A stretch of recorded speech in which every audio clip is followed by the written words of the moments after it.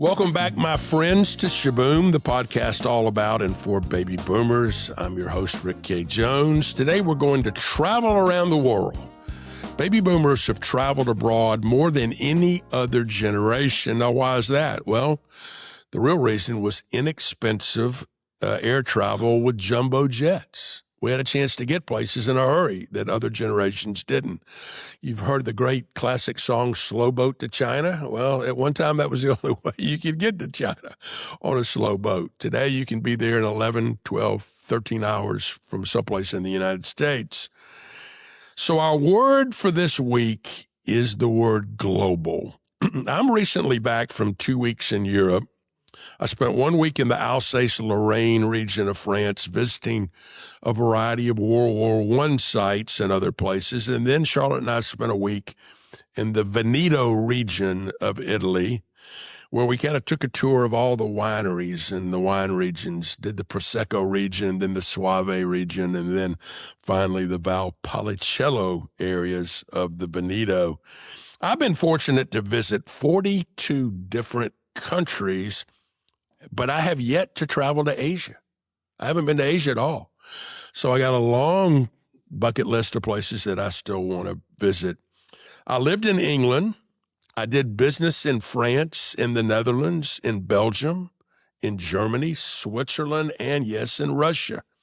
I served for a short time as the marketing director for Turner Broadcasting for the 1994 Goodwill Games that were held in St. Petersburg, Russia. When Turner signed the contract, it was in a city called Leningrad with an organization called the Soviet Union. By the time 94 rolled around, we had the Russian Revolution, the reverse revolution, and it had become not the Soviet Union, but rather Russia, and the town had been renamed its original name, St. Petersburg. I did a mission trip to Uganda. I gave speeches in Jamaica and Colombia, and I visited Cuba on a French sailboat. Let me tell you a little bit about my speech in Colombia, South America. I went to Cartagena to give a speech to the 4A's, which was the advertising association of the country. Somebody had heard me give a speech in Jamaica. I'd given a speech in Jamaica. I was, for years, able to speak at an annual sponsorship conference on the Pan-Caribbean area, hosted by the Jamaica Tourist Board. Well, this guy heard me speak and said, I want you to come and be the keynote speaker at a conference of all of our marketing and advertising executives in Cartagena and in Colombia, the country of Colombia. If you haven't been to Cartagena, it sits on the Gulf of Mexico. It is a spectacular city, colonial city, unbelievable architecture, unbelievable food, great people. Anyway, I made a couple of tactical errors. The first tactical error I made was right before we left to go, I took Charlotte to see a movie called Clear and Present Danger. Harrison Ford, Jack Ryan, about the cartels of Colombia. Probably wasn't really wise. And then we get on a plane and go to Colombia. Well, we walked from our hotel to where I was going to give the speech at this convention center, and they had an outdoor kind of little park with fountains, and we were sitting there, and suddenly dozens of Jeeps drove up with soldiers with machine guns. Charlotte looking at me like, this is kind of like that movie we saw earlier in the week. And they lined on top of the buildings. Well, I had been told I was going to be introduced by the president. And I made the assumption I was going to be introduced by the president of the trade association, of the advertising association. No, I'm being introduced by the president of Colombia, the president of the country. Crazy moment. The other crazy thing I did was they had to translate my speech in English to Spanish, and I told an Elvis joke, which I'm not sure they knew who Elvis was, so it was a little bit of a faux pas. That was my speech in Colombia. So I've been so blessed to go to so many places and see so many things. I today have almost 4 million miles on Delta Airlines alone, with lots of miles on a lot of other airlines. You know, global travel can open your horizons. It can change your perspective about both America and the rest of the world, because we live in a global world. if you really want to give gifts as a baby boomer, take your children and mostly take your grandchildren on trips abroad because they live in an ever more connected world, and those travels are going to help them navigate the world, more than you can imagine for the rest of their lives. Our playlist is kind of a global playlist today. We've got the classic We Are the World, which was a song written by Michael Jackson, Lionel Richie, and produced by the great Quincy Jones. The Beatles did a fun song that was kind of a takeoff on the Beach Boys song, California Girls. They did a classic song called Back in the USSR, which is really firmly tongue-in-cheek. Bobby Darin had a wonderful hit of a song that was originally a song that was from France, Le Seine, called Beyond the Sea. The great Dean Martin has a wonderful song called On an Evening in Roma. And finally, we have the great Frank Sinatra doing a song about Brazil, The Girl from Ipanema. My guest today is Terrence Burns. Terrence and I first met when he was running sponsorships at Delta Airlines. Later, he became a consultant to help cities that bid on big sporting events like the Olympic Games and the World Cup. And he's still active today, traveling around the world, helping cities as they bid on major events. He now lives back in his hometown of Nashville. Let's welcome Terrence to Shaboom. Terrence, thanks for being part of Shaboom today. Pleasure to be here, Rick. Nice to see you again. It's great. Well, I ask every guest the same first question, which is where were you reared and who were some of the early influencers in your life? I was born in Nashville, Tennessee, and left Nashville in second grade, 1966, and I just moved back here 4 years ago. So it's a completely different town, as you can imagine. Early influences in my life, I would have to start with my grandparents. My mother was quite ill when I was born, and we were separated for the first 10 months of my life. And my 70-year-old grandparents, who had 11 children already, took me in and took care of me that first year and became really significant part of my life until they passed when I was 10-ish, 11 years old. So that was a big part. I didn't have any siblings due to my mother's illness. So 24 first cousins, they really were my family. And I'm one of the youngest, if you can imagine, at my advanced age. So they're all around here in Middle Tennessee. And it's been a real wonderful pleasure to reconnect with them because I've only literally worked in the United States for 2 years out of the last 30. And that was with LA's bid. So, yeah, I would say family, no question, from a personal perspective. Well, Thomas Wolfe said once or wrote once, you can't go home again, but in your case, you have. You've come back to Nashville, which I think is wake up every day wondering when the other shoe's going to drop. Nashville is a wonderful little town. Little, I say little, to me it is. They complain about traffic. I'm from Atlanta. They don't have any traffic here. It's a nice part of Tennessee, nice part of the South. We really, really enjoy it. Very nice people. Come see us. Yeah, I love Nashville. I've spent a lot of time there, done a lot of business there, and you're right, just great people and some of the great meat and three restaurants in the world. Oh, yeah. So it's become quite a food town, as even more celebrity chefs have discovered it and began to come in, and so many people from California realize I'm getting out of California. I'm moving to Nashville. I think Jim Nance now lives in Nashville, and he'd lived at Pebble Beach, and he now is a transplanted Tennessean, which I think is kind of fun too. It is funny. I think a lot of those folks that say they moved to Nashville, they have a home here, maybe. Okay, yeah, maybe, or they pay. And maybe it's because they don't pay any state income tax. That may be a reason. If it is their primary residence, it's the state income tax issue. Yeah, that's the way. Well, where'd you go to school, and what was your first job? Went to Emory University in Atlanta. I wanted to be a dentist, and I was pretty good at science, surprisingly. Not a great student, but I really enjoyed science. And then I took organic chemistry, made a D, Rick, and it's the worst grade I ever made. And Dr. Goldberg called me in his office. He said, "You're not going to be a dentist, and you don't want to you can't be a doctor because you don't have enough balls to be a doctor," which was a lot to hear at 20 years old, to be honest with you, a truth bomb like that.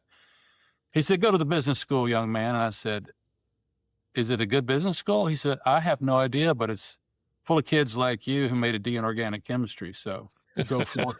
And I really didn't enjoy it. Honestly, I'm teaching back at Emory Business School, once a year. So they obviously lost my transcripts. So it conquered the imposter syndrome. Let's put it that way when I got to go back and teach there. So yeah, I did so well at Emory that my first job upon graduating was as a janitor and an aircraft paint stripper for Delta Airlines for 2 years. In 1981, I showed up. I had no idea what I was supposed to be doing. I had a suit on. I had a suit from Sears like you did, the only one we had to interview in. Shoes that never need shining. You remember those. Hell, I showed up looking for my office and secretary because I'm a college graduate. And they handed me a mop and put me out on the hangar floor. And that's where I stayed for the next 2 years. And probably the best education of my entire life other than working abroad. No question. Well, a couple of things. I was born at Emory Hospital, believe it or not. In Really? 1954. I'd like to have a nickel for all of the money I spent at Everybody's Pizza Place across the It's street. gone.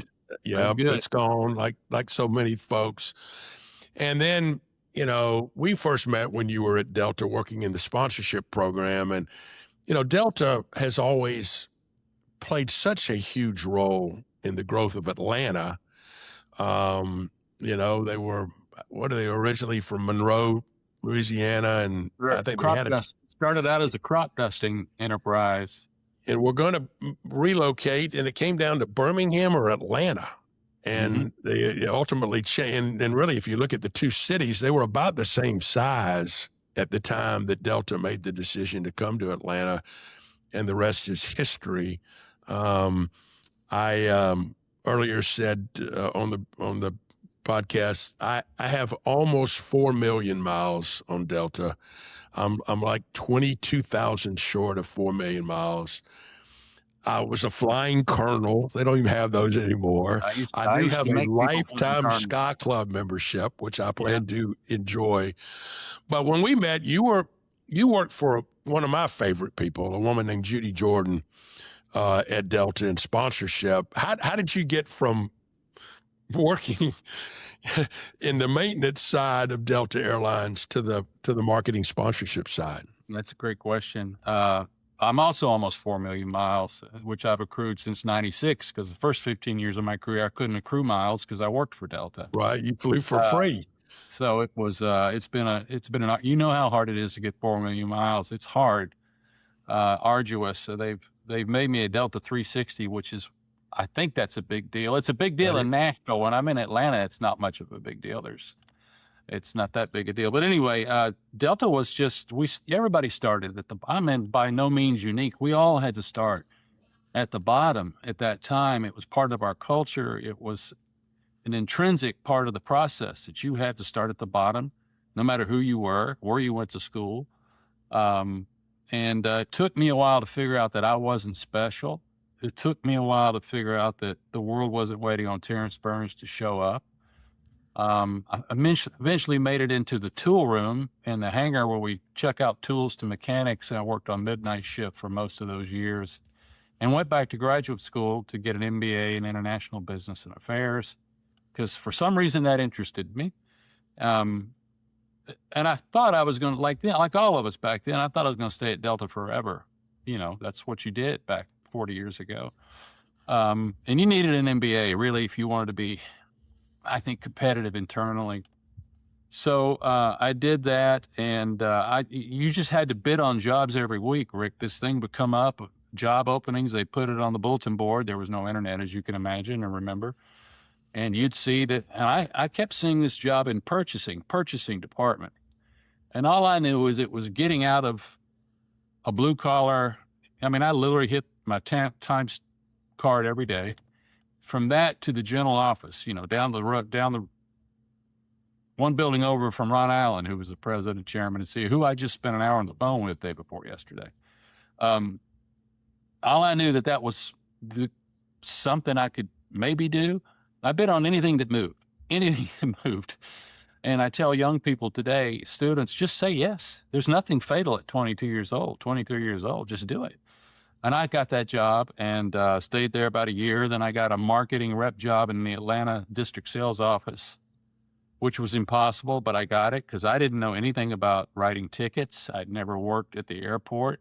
I'd never loaded a bag. I didn't work in reservations. All these things that you, quote, had to have to get into marketing. I just bluffed my way in there. And I remember in the interview, Sophie Gate, a wonderful lady, director of sales, said, "Why do you want to be a marketing rep?" I said, "I don't want to be a marketing rep. I want to be an international marketing rep. And I've been told I got to do this to get there." And she said, "That may be the most honest answer I've ever gotten. I'm going to hire you." So I stayed there about 10 months, and international marketing came up on job opening. Hell, I applied for it and just badgered them and got it. So persistence, maybe naivete. I wasn't smart enough or old enough to understand how impossible it was, what I was trying to do. And I got sent to Germany to work on the Pan Am acquisition for a while, which was fascinating. Came home. Then they sent me just a few months after the fall of the Soviet Union, sent me to Moscow to stay for a while, fire somebody, stay there till I could replace him, which was just fascinating time to be in Moscow in 1992. Came back, worked for Bob Coggin, who was the EVP of marketing, and then Judy, and they gave me the Olympics. And Rick, you remember, we hired you and then had to unhire you because we had a conflict. We had a conflict with an airline that y'all later merged with. We certainly did. And a lot of people ask me about my career, and they call it sports marketing. And I don't really do sports marketing. It's I fell in love with the Olympics. We all love the Olympics, but I fell in love with the theology of it, and I didn't know anything about that until I started working managing Delta's sponsorship for those games. People like George Herthler, whom we both know, I hired as a consultant to do our imaging. He and Brett Copeland. And George taught me a lot about the ethos of it and the mythology of it. The theology of it is what I call it, because that's what it is to me. So I fell in love with that. The IOC liked what we did. Somehow, blind in the South, we say even a blind pig finds an acorn every once in a while, and that was me. But I had a great team, had Judy, great leadership, Bob, Ron.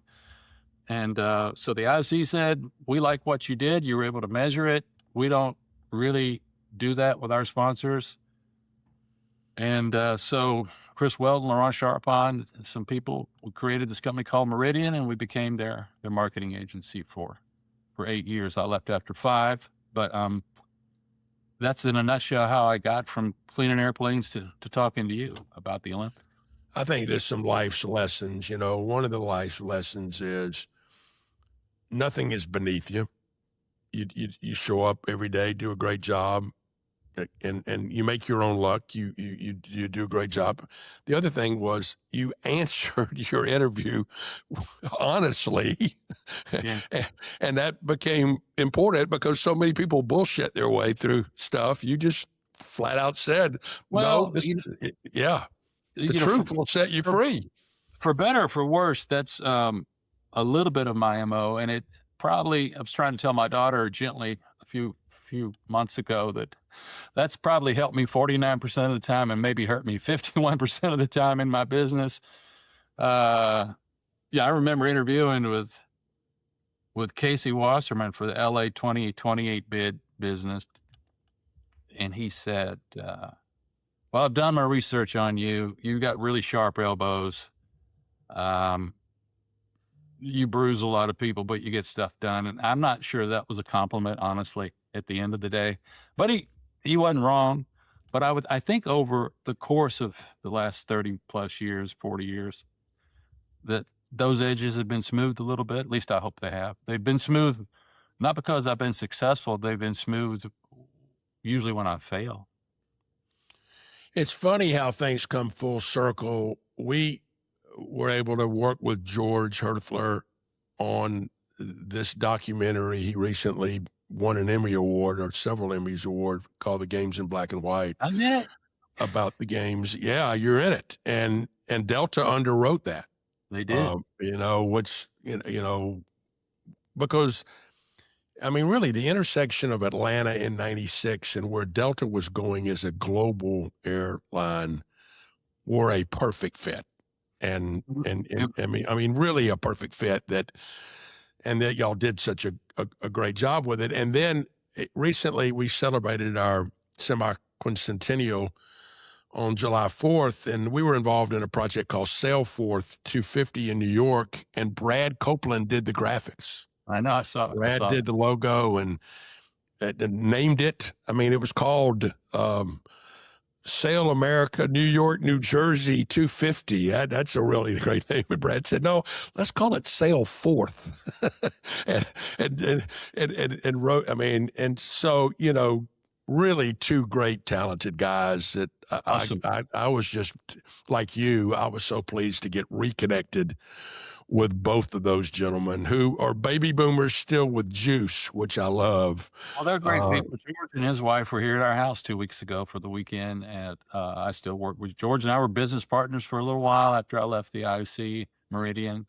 It's interesting. You're in our business. We've been in this business long. It's nice when you have ex-business partners who are still your friends, which is not always the case. Business tends to complicate friendships. But those guys taught me, is a low bar because I didn't know much. They taught me everything there was to know about how to brand and message and think about the Olympics, not from a sports marketing perspective, but from a messaging and branding perspective. And I've used those tools. Hell, I've used them ever since, to be honest with you. So I stand on their shoulders. They're great people. Well, I've said to people, I've never had an original idea, but I'm one of the best thieves you'll ever meet. I'm going to steal your idea. I'm going to figure out a way to take it and translate it the other way. But the only way you do that is surround yourself with great people and show up every day knowing you don't have all the answers. So many people think, especially in their 20s, I got all the answers. I'm 72. The older I get, the fewer answers I have. I realize that I don't know anything, but I'm going to try to find somebody that does. And, you were blessed, again, by being surrounded by some incredible, very bright, talented people and took that. How many games, cities, either World Cup or Olympic Games, have you worked on? I've worked on 14 Olympic bids. Wow. 6 have won, which is, a record. But 8 have lost. 8 have lost. And those 8 lost because somebody was better than us. Wasn't politics, wasn't the hand of God, it wasn't the weather. It's because somebody showed up better prepared and beat us. That's one thing it's a pet peeve of mine when people fail about anything. Excuses don't work. And I tell students, I tell my staff, if we fail, the first thing you do is look in the damn mirror, because that's where you'll find the answer. So 14 of those, 2 World Cup bids that won, which was 2018, Russia, and now this one, 2026. And I had very little to do with this 2026 bid. I came in the last 6 months and worked with John Christic and his team on the presentation in Moscow. They were, on the 5-yard line. I came in and limped across the one and, as part of the team. So I just want to be honest about that. Worked to get golf back on the Olympic program, get wrestling back on the Olympic program. I've worked with a few, one IOC presidential candidate who didn't win. So it's just been an interesting ride. I'm really still a sponsorship person. That's where I made my bones, and I enjoyed that work. And I have worked for Samsung, worked for Allianz, et cetera. But the bid stuff was just kind of really high profile. And the good thing about the bid work for me, and I think you'll appreciate this because I know you're competitive as hell, Rick. Bid work is fantastic because it's a 2-year deal, and you start, you stop, and you win or you lose. There's no silver, there's no bronze. It's got a scoreboard. I started out as a coach, and it's simple. You win or you lose, and again, I love the attitude you take about. Sometimes you get beat because they're better. We've been talking about the U.S. team losing to Belgium. They were better. I mean, we didn't play well, but they were better. No, they were better. There were a lot of dynamics going on with that team that were foisted upon them, which were really unfortunate. I don't think it would have made a big difference in the outcome of the game, but But we never know. you We watch the never know. body language of those guys. You watched how they touched the ball, how they just stood on the field. They were a different team, and I saw that before the whistle started. We were talking about it in my house. My wife and I. She's German and loves World Cup. I said they just look flat. I mean, they look flat, and one could argue that they were under an immense amount of pressure, and I think they were. But they also played a team that was one of the best teams in the world, obviously ranked number 9. So anyone who believes that politics and sport are disassociated from each other is ultimately naive or willfully stupid. Well, like I said, somebody once said it this way: anybody that says the money doesn't matter will lie about other things to you too. Well, let's talk about money in the World Cup, because I get pilloried sometimes from soccer people are really, really, really passionate, much more than Olympic people on LinkedIn. And I float stuff out there sometimes just to see what'll throw some just for the fun of it, the sport of it, right? Yeah, because I want to be educated by soccer people, football people. And if you wade through the emotion of it and you get to the kernels of it, it's pretty interesting. But I posted last week about everybody whines about FIFA making so much money. Where's the money go? It's a good question. I watched the African teams in the initial rounds, and I was stunned at that level of play, their athleticism, the coaching is much better. People are going to get used to losing to African nations. They're great athletes now with proper financing, proper coaching, proper training, proper nutrition. Yeah. And the FIFA haters still wanted to say this or that. Okay, say it's $1 more that FIFA generated. And how much of that goes to all these FAs around the world? You cannot honestly say that a rising tide floats all boats in sport. I mean, look at the Olympic Games. When you and I were young men, we'd see people on the podium. They looked like you and me. They were white. They were from the West or Europe or maybe Soviet Union or East Germany. There were no brown, black, Asian, Muslim. There were 60 countries. Now there are 206. And now there are people from all colors of the rainbow winning medals. That happens because Coca-Cola can have the rings on its can of Coke. And if that offends you, then I think you're not being honest with yourself. So that's what's happened in FIFA too. I don't really know the numbers, how much really flows, but I know it's changed. I certainly follow the World Cup, maybe not as closely as I do the Olympics, but even me, a neophyte, can tell the difference in these teams that used to be walkover games for the European powers. They're giving them a rough go. And I love to see it. Yes, a lot of those players play in Europe. Cape Verde was a great example. I mean, a teeny little country where they could play because they got resources, they got great coaching, they got the kinds of things that, that mattered from that. I recently wrote a book called The Business Tithe. And the premise of the book is that I'd like to see privately held businesses figure out some way to give some of the profits back to something that they're passionate about. But I make a big point about capitalism in the book. You can't change the world if you don't make a profit. No. Only profitable businesses can feed sheep, is what I'd like to say. And you're right. And we go, well, they're making too much money. Well, no, that money goes somewhere. It goes to benefit, and a lot of business money goes places. And like you said, the fact that Delta and Coca-Cola and, other brands support things, that leads to opportunities for young people in places. No question. I get asked this all the time by students. I give about an hour presentation on Olympic brand. Everybody's crying and they love it. And then one or two smart little guys will raise their hand and call me a hypocrite because I just told them this beautiful story, yet I also help raise money for the Olympics, which means McDonald's used to have rings on its cheeseburger wrappers, and somehow that offends their their naive sensibilities. And I think that once you explain it, Usually as they're eating a bacon, egg, and cheese biscuit. yeah, talking on their iPhone with their $12 coffee. I think what I've discovered, the Olympics, as long as I've been involved in the marketing of it, there's a cadre of people that say we've lost a generation.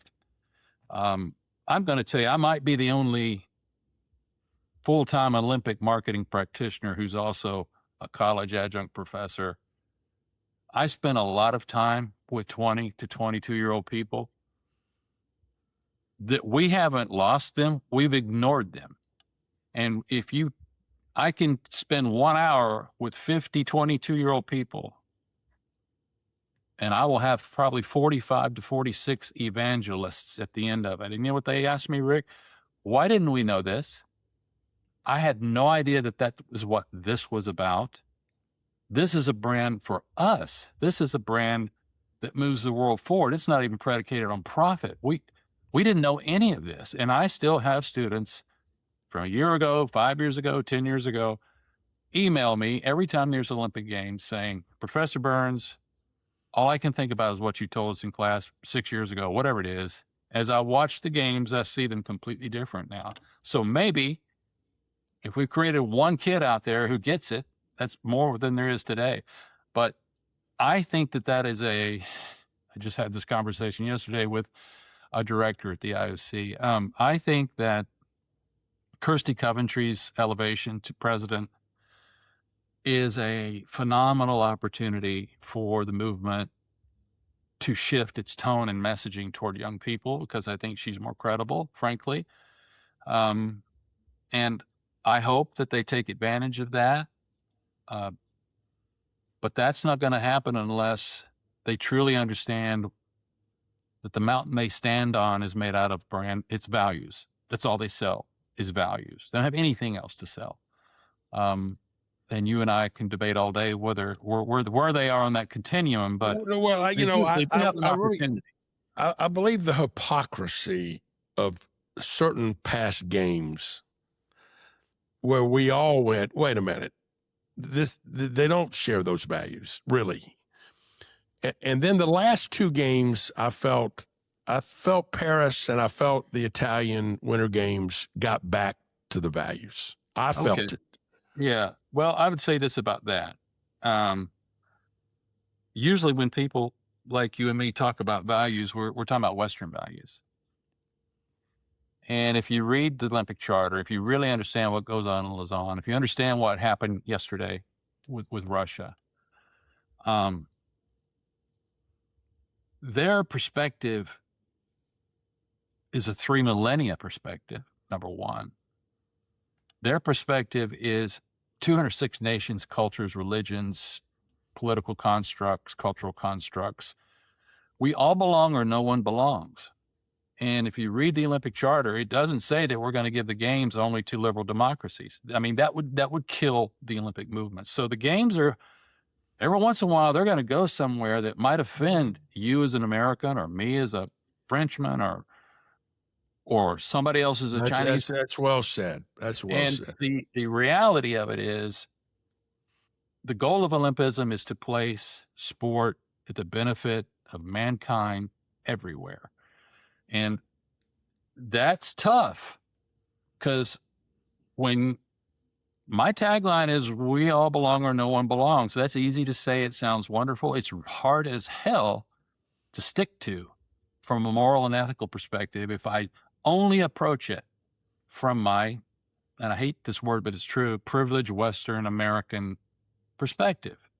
The world's pretty different out there. And the greatest gift that I've ever been given in my life, other than my parents and my family, is the opportunity to work abroad and to go to a country, Rick, where you've never been. You don't even know how the money works. You can't even get in a taxi. This is pre-iPhone translation or anything. You think it's hard to sell bathtubs in Arkansas? Go to Kazakhstan and sit in a room with 30 Kazakhs, and you've got about 2 minutes, maybe, to convince them that they can trust you. and do business with you. And in my business, that means they have to listen to me, to trust me. I'm going to tell them what to do for the next 2 years. If you can't do that, and if you walk in there with a preconceived cultural perspective about the supremacy of your point of view versus theirs, you're going to fail. And I think a lot of Americans fail that way.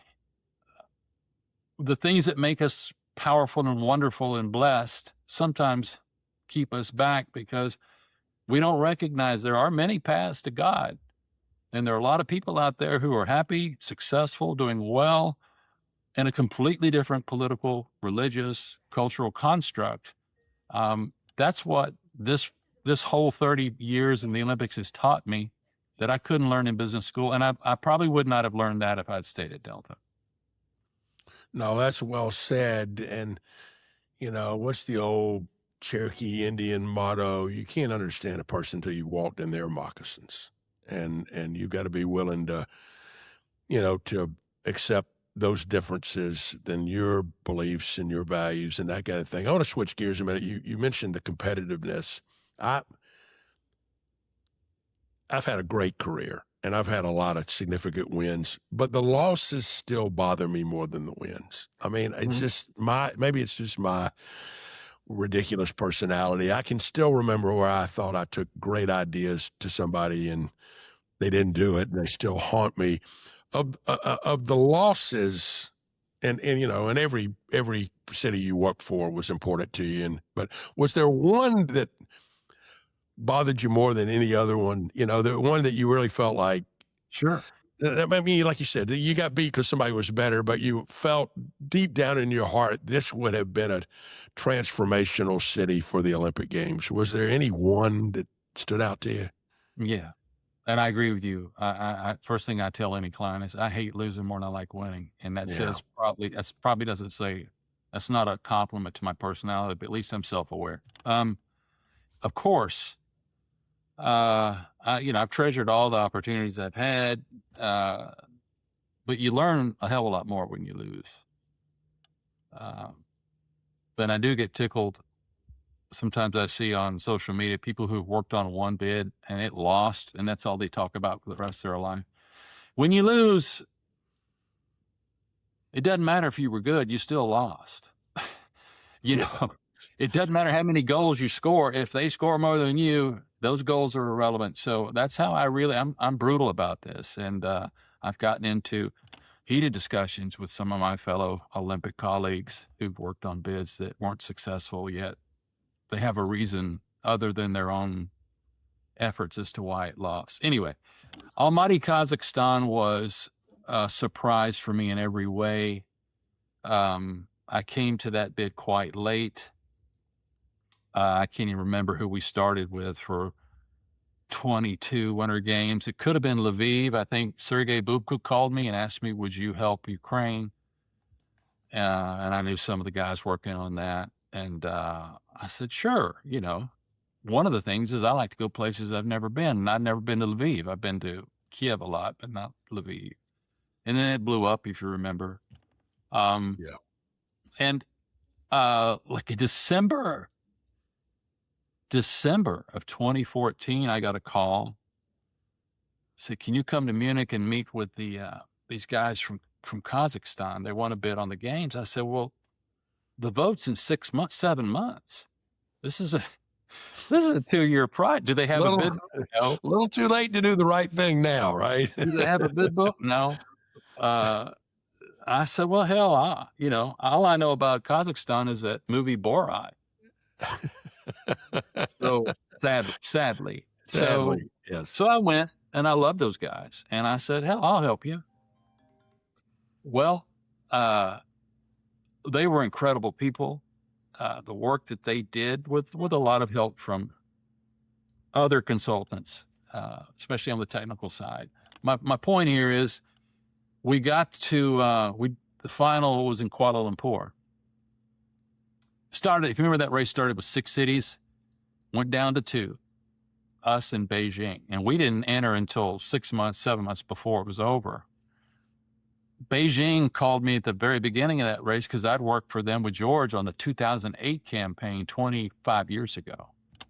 And I just told Wang Wei, he was my client during the bid. He was the CEO of those 2008 games. And Wang Wei called me, wanted to work on 22. And I said, "You're not even serious about it." He said, "No, we know we're not going to win. We're just trying to go through the process so we can win sometime down the road." I said, I thought about it. China's hard sometimes. It's just on travel, culturally, sometimes it's a challenge for me. Love it, but it's hard. And I said, "No, I don't want to do it." And lo and behold, we get to Kuala Lumpur, and there's Wang Wei, and there's the Chinese delegation. They've got Yao Ming, they got everybody. And I got this little team from Kazakhstan. And I remember Samaraj Jr., Juan Jr., with whom I worked on Madrid 2020, actually. And Juan came up and he goes, "Terrence, you're with Almighty?" I said, "Yeah." He goes, "Buddy," he goes, "I think you've only got 16 votes in the first round, and then you're gone. I mean, you're going to be gone anyway, but you might get 16 the first round." And I said, "Give us 45 minutes. Because everybody thinks the final presentation is not that important. Let me tell you about the final presentation of a bid campaign. I go in that room knowing almost 90% of who's going to vote for whom. But I also know that there's 6, 7, 10 votes that are up for grab. Just up for grab. Sometimes you talk to an IC member, they don't even know who they're voting for. They don't even know who the cities are until they go in the room. This is the truth. So know your target audience, number one. So I said, "Give me 45 minutes. Watch these guys."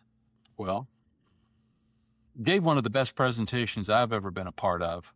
And my job on those is to, frame it out, pick the speakers, write their speeches, train them, work with the team on the slides, work with write the briefs for the films, work with the filmmakers. So you've got this 45-minute set piece with 6 or 7 speakers, maybe 700 slides, maybe 3 or 4 films.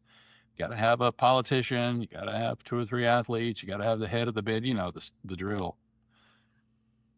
Well, it just occurred to me that the world didn't know anything about Kazakhstan other than made fun of it because of Borat. So we told a beautiful story, and our tagline was "Keeping it real."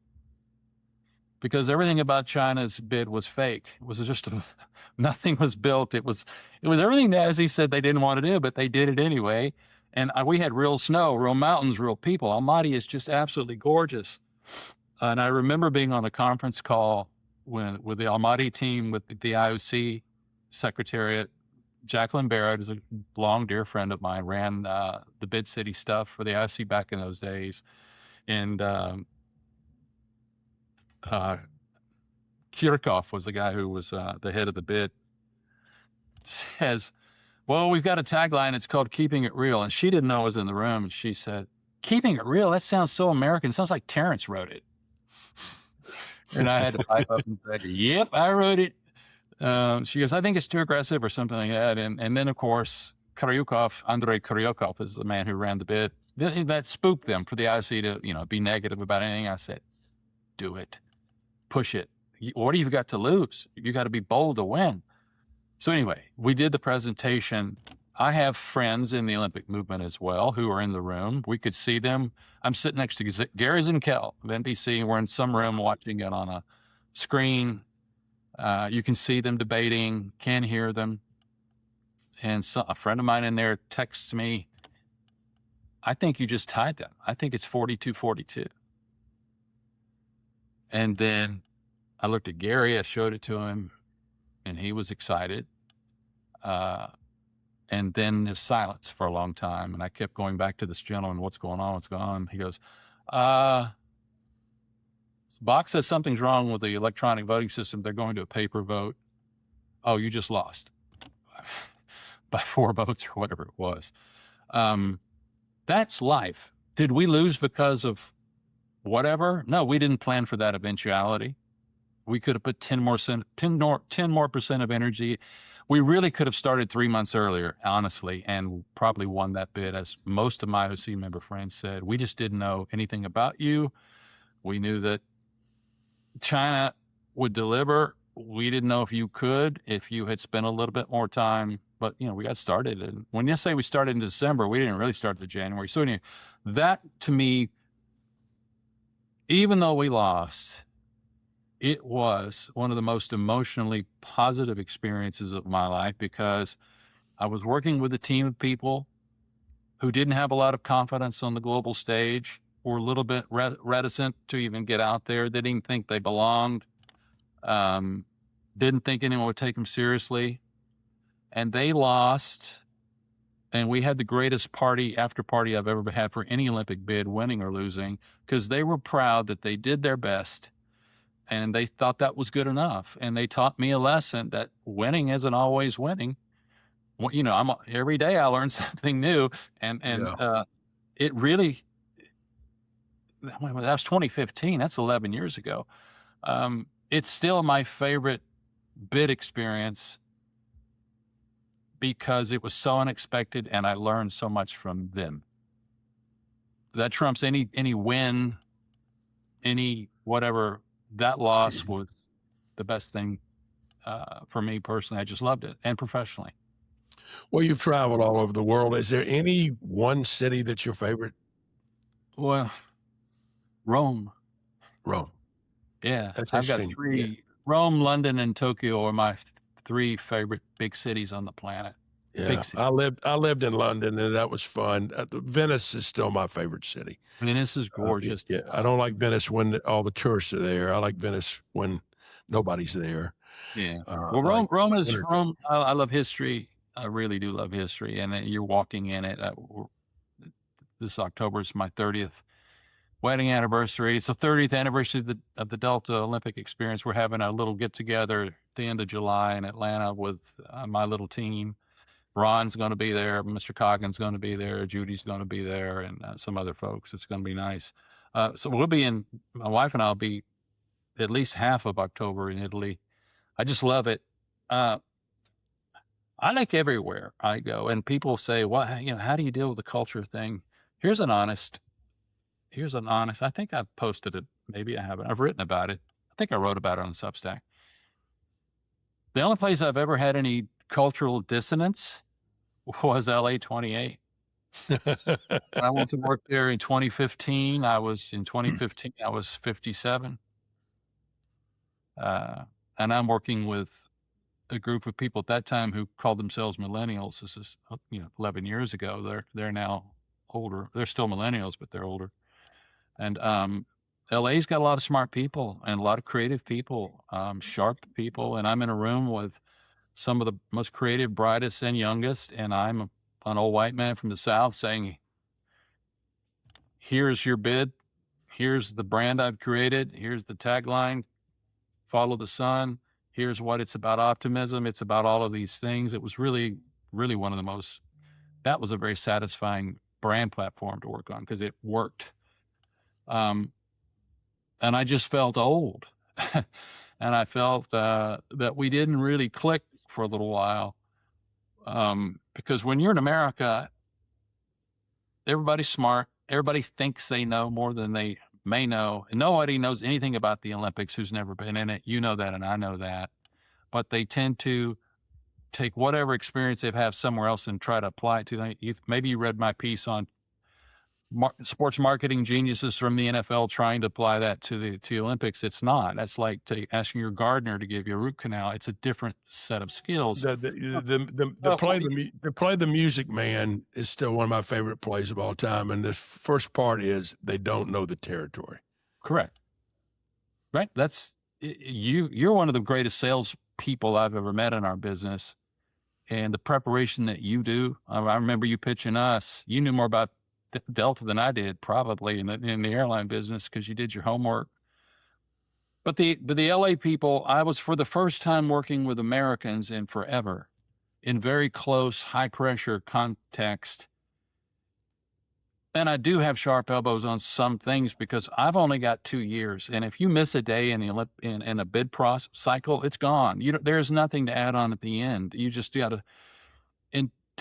to workshop stuff. Okay, that's fine. but that's not how this works. Even the selection of speakers, a couple of people were selected for speakers that I had to push back on, that would have been culturally insensitive to the audience, to probably 15% of the audience, religiously and culturally offensive. Yet it showed some semblance of wokeness and tolerance and coolness to the LA people. I shot it down and I said, we're here to win an Olympic Games. We're not here to be the wokest city on the planet. So you need to figure out what the hell you want to do. Because if that's what you want to be, I'll go work for somebody else. I don't care. So it was kind of that push and pull. And then we evened out and it worked fine. But I had to, I had to do like you ever do with every client. I had to stop and listen a little bit and hear where they were coming from and understand, although I'm used to this process, they were not. And sometimes it takes a long time to explain it. Well, I like to close all my interviews with the same question. You're not done yet. What's still on your personal and professional bucket list of what you'd like to do? Professional, I would love to be I'd love to be a part of an Olympic bid that takes the games to one of the three most underserved regions on the planet in terms of Olympic values for young people. One is the Middle East. And I have very definitive views on what that should look like, which the people agree with or they don't. I don't really care. One is the subcontinent of India, and the other is Africa. The IOC is going to go there, one of those or all those places at some point. And my fear about Lausanne is they are correctly risk averse. That's a precious brand they have. They don't take risks with it. I understand. I really do. I worked there.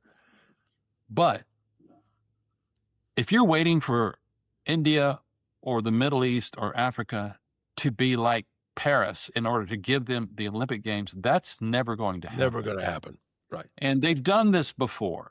If they would just look into their history, they've done brave things before. They gave the games to Tokyo less than 20 years after the end of World War II. They gave the games to Sarajevo. They gave the games to Moscow. They've done brave things before that people in the West didn't like. They're not here to please people in the West. They're here to adhere to the Olympic Charter and what it tells them they need to do with the games. So I think sometime we will, hopefully in your and my lifetime, we'll see a games in one of those places, and it will be a splendid expression of those cultures. And I think, to me, the IOC would get a lot of brand value out of stepping up and doing something bold. And I will tell you who did it, and you can criticize FIFA all you want. They went to South Africa in 2010. And And very they put successful. money where their mouth was. They sent people there. They had people on the ground. It's very different than the Olympic model, as you know and I know. But they did it. And that was phenomenal for the South African people and for the continent of Africa. It was a long time ago. But I would love to do that. I'd like to be a part of one of those things. And then personally, I've got a grandson now that lives here in the United States, so I'm here. But at some point, I wouldn't mind living in Europe again, to be honest with you. Yeah. Yeah, I think that's probably keeping us from living in Europe too, is we got the grandson here in Charleston that's, the eye of Charlotte's, the apple of Charlotte's eye and all that. But you've had a wonderful career. And the other part is there's a lot of ways to make a living. But making a life is different than making a living. And, I'm a big believer in this. I'm a big believer in what I call the quilt. I think when we get to heaven, God shows us the quilt, and the quilt shows all the people we touched, and some of them we didn't even know we touched, or we touched someone who touched someone who touched someone that changed the world and for a better way. And I'm with you. I'm still naive enough to think sport and something like the Olympics can change lives and can change societies and can change nations. And that's pretty gratifying. Well, you and I have seen it. Yeah, Yeah, that's not supposition. You and I have literally seen that happen, starting with our own lives. yeah. And it has, and that's a great way to end. Listen, pal, I can't, you've been terrific. This has been Thank a you, great Rick. conversation. I look forward to seeing you soon. I get to Nashville a lot. Next time I'm heading that way, I'll ping you, and appreciate you being part of Shaboom today. Come see us. Thank you so much. It's now time for the boom. You know, the World Cup really did show America at its best. We were great hosts. It seemed that the guests fell in love with our country. And why is that? It's because it's better here. Like I said, I've traveled around the world. I've been to Europe. I've been to Africa. I've been to places. It is better here. It's simply better here. Why is it better? Free refills, ranch dressing. That's what the Brits found out. And that's the boom for today. It's time to get back on the road with Rick. As I've traveled around the world, I've had so many great meals in so many great restaurants across the globe. How do you pick just one out? Well, there's one really neat place near Ascot. Ascot is a suburb of London, and you may know Ascot because that's where the famous horse race track is, where they run the great races.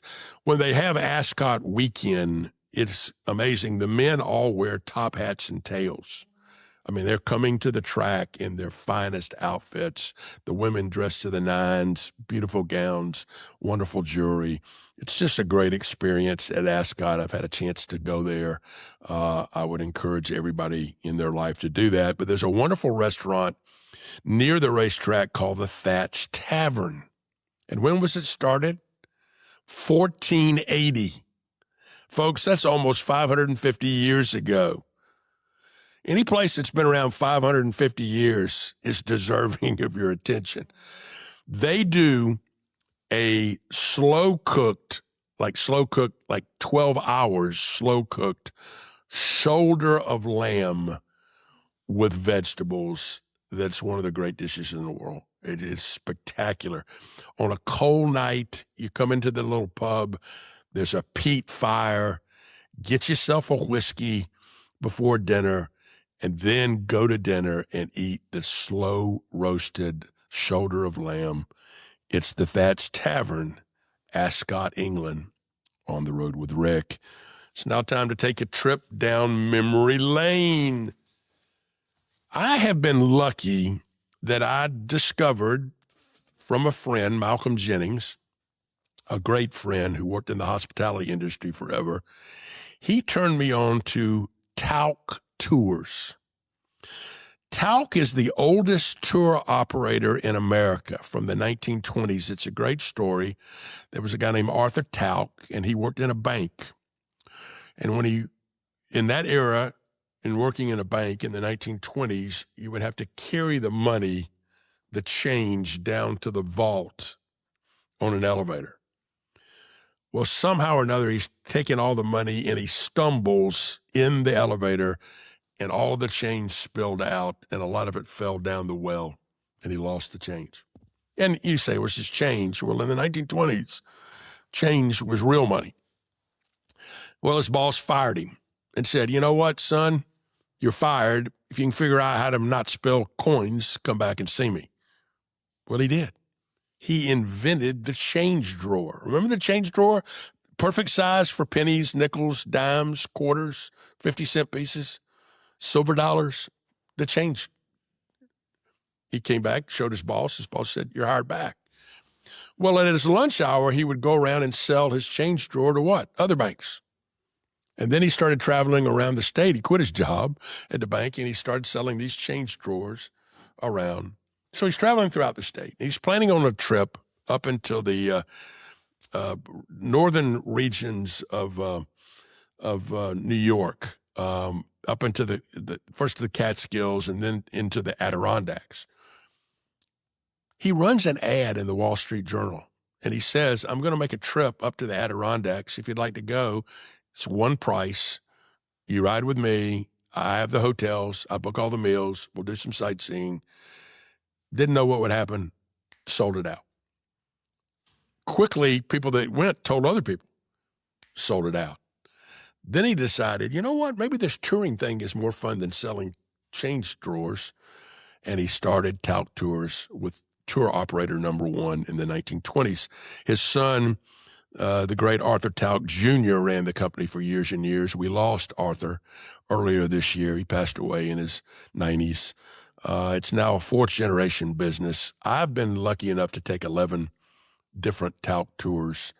My favorite tour, they had a tour that they don't offer anymore that was called Culturious.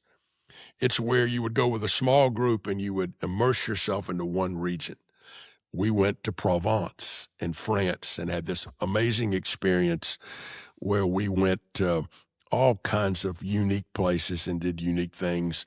One day we went to Gourds and to the marketplace, and the tour guide, Gina, who was an American from Sacramento that had come to Europe, married a Frenchman, was now a Talc tour operator, wonderful woman. She gave us envelopes with money, and we went to the market and we bought things.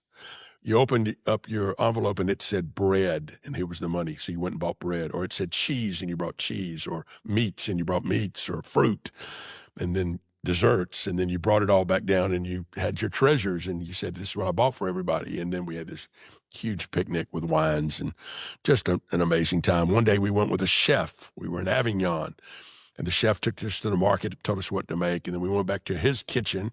Half of us went down to the wine cellar and drank. Half did the prep work. Then we switched, and the people finished the cooking, and we had lunch together that we had prepared. It was a great, great trip. It was like maybe my favorite trip ever, in a trip of lots of great trips. And that's my trip today down memory lane. It's time for the last word. It's been said that we don't see the world as it is, but whether we see the world as we are. Well, that can change with travel, because you're face-to-face with other places, other cultures, other mores, other traditions, other values, and yes, other people. So get out there and continue to experience and learn, and we'll see you back here next week on another edition of Shaboom.